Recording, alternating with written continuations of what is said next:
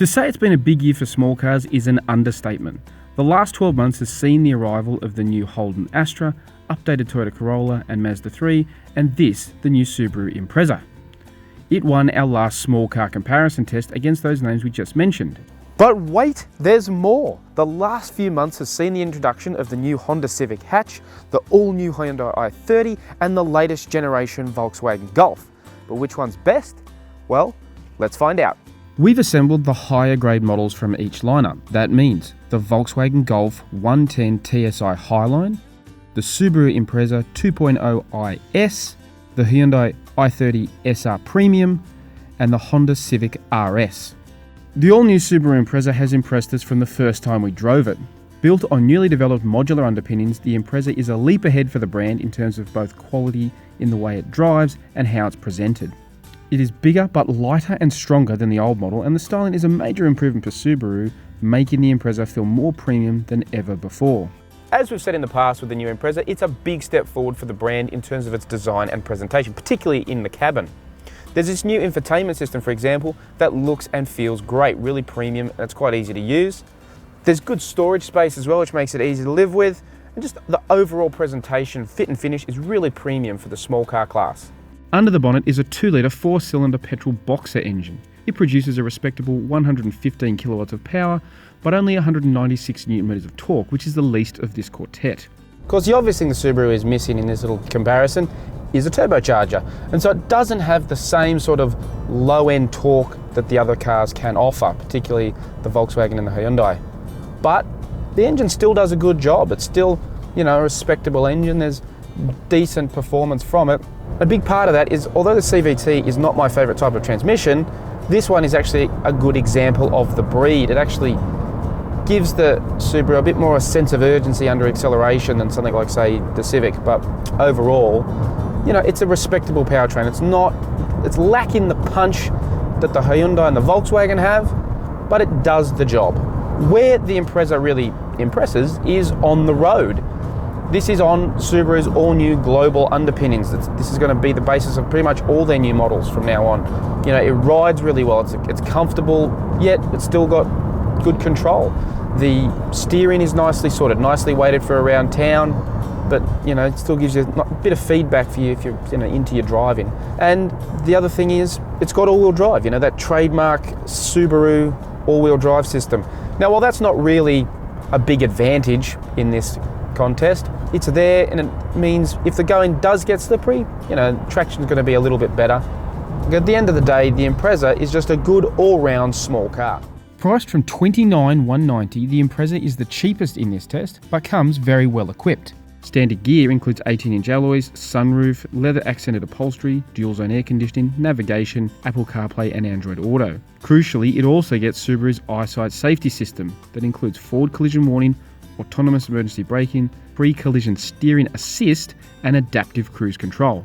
Plus, the 2.0 IS adds blind spot monitoring, lane change assist, rear cross traffic alert, and a reversing camera, all of which makes the Impreza a very compelling small car.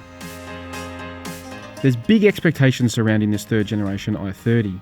It arrives as the outgoing model has enjoyed strong sales in its final years, giving both the Toyota and Mazda a run for their money to be the best-selling small car each month. This new i30 features new underpinnings, new engines, and the most European styling to date. That modern styling continues inside with a really well-presented cabin. Although there's a lot of actual dark materials used predominantly, there's some little highlights like this red stitching and red trim around the interior here that really lifts the overall presentation. But in terms of functionality, you've got this nice new big infotainment system that's really easy to use. But there's other things too, like the small item storage is really good. You get heated and cooled seats. Plus this clever cubby hole, which includes inductive charging, which is a really state-of-the-art touch. The SR model is powered by a 1.6-litre 4-cylinder turbocharged petrol engine that makes 150 kilowatts of power and 265 newton meters of torque. Those numbers means the i30 has the most power and the most torque of this four. While it's not a hot hatch, those numbers actually aren't that far off what a hot hatch was only a decade ago. So it's got plenty of zip, it's got good performance. It feels quick. It's a quick little small car.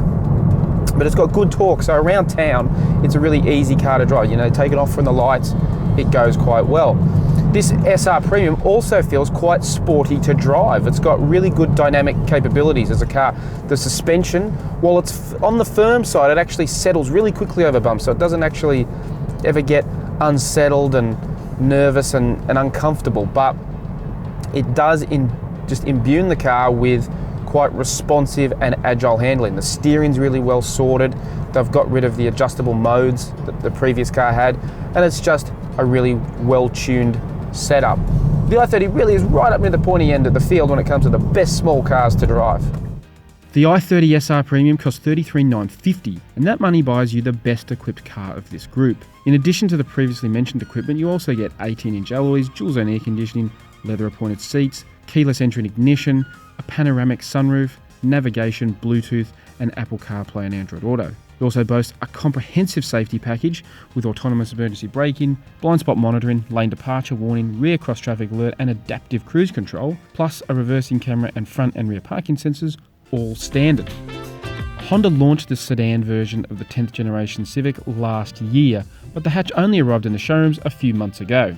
And it certainly makes a statement with its bold styling, something that is exaggerated with the sporty-looking RS model we're testing, which includes a body kit and central twin exhaust tips.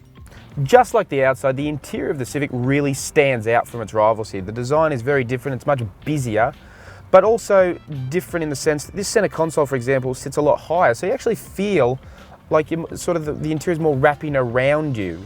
But there is good storage space. Like I say, this high center console does provide plenty of storage in the middle, and there's an extra cubby little shelf down here that's handy. But overall, it probably just lacks that final layer of polish that its rivals offer. The RS, like the other high-grade models in the Civic range, is powered by a new 1.5-litre four-cylinder turbo petrol engine. It produces 127 kilowatts and 220 newton meters, which puts it in the same ballpark as its rivals in this test. The first thing you need to do when you're driving the Civic RS is forget about the name. The RS badge has an evocative reputation. It's traditionally for the sportiest and most dynamic models in a car's range. You've just got to put that badge out of your mind. And once you do that, it's actually not such a bad small car. Around town, there's decent performance off the mark. The engine's got decent low down torque, so it feels all right. Where it struggles is when you call for that big burst of acceleration. Because of the CVT, it does take a little while to feel like it's getting going. It just seems to hold for a minute in the middle of the rev range. It doesn't really build speed with the same urgency that the others do. As for how it rides and handles, it's not bad, but it's certainly probably number 4 of this quartet. It just doesn't have the same dynamic capabilities. The steering is a bit more vague. The ride is a little bit firmer without offering the same level of control as the others. So overall it's good, but it's not great.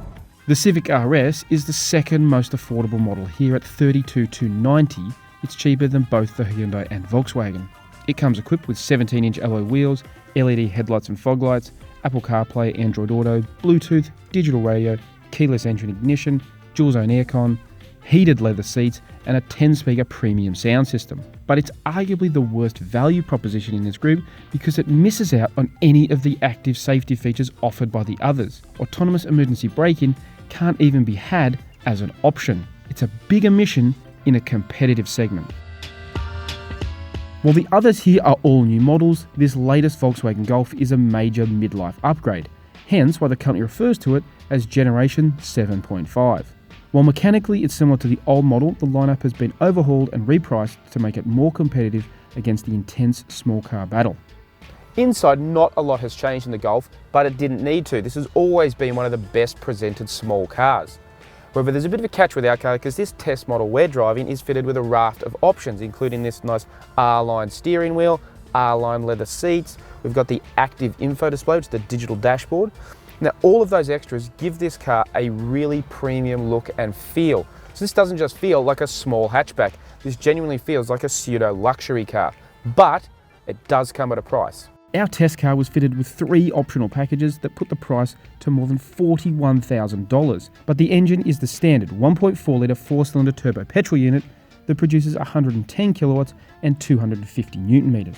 The R-Line package also brings with it what Volkswagen calls progressive steering and their sports suspension. So this model we're testing is a fair bit different from the regular 110 TSI Highline. But what is standard? The engine, Well, you know what? It's a great engine. It's probably the most impressive engine of the lot here. Even though it's the smallest in capacity, it actually feels really punchy. It's got a nice linear power delivery. The transmission, yes, it's a Volkswagen DSG. Yes, it still does have a little bit of that low-speed hesitation around town, but overall, it is still a pretty decent transmission on the move. It shifts really smoothly, and it does a good job making sure this little engine, you get the best out of it. As for how it drives, well, like Volkswagen traditionally and European cars in general, it is a firmer ride. And it can get a little busy at times, particularly over repeated bumps like these country roads we're on today. But all things considered, this is a really enjoyable car to drive. It's quite dynamic and capable. And because it's so quiet and refined inside the cabin, it does feel like quite a luxurious car to drive. Putting aside all the extras, the standard Golf 110 TSI Highline is priced from $34,490 plus on-road costs. But until the end of September, it can be had for $35,990 drive away. For that money, you get 17-inch alloys instead of the 18s fitted to our test car, keyless entry and ignition, dual-zone aircon, cruise control, LED headlights, 8-speaker sound system, an 8-inch capacitive touchscreen, Apple CarPlay, Android Auto, Bluetooth, navigation, a panoramic sunroof, and leather-appointed seats. On the safety front, it can't match the Hyundai or the Subaru, with only low-speed autonomous emergency braking, parking sensors, and a reversing camera as standard. All four of these cars show just how far the small car market has come in the last 12 months, but there can be only one winner. And today, that title belongs to the Hyundai i30. The Hyundai is an excellent small hatch, offering a great driving experience, premium presentation, good value, and a comprehensive safety package. But in such a competitive small car market, anything less wouldn't have been good enough.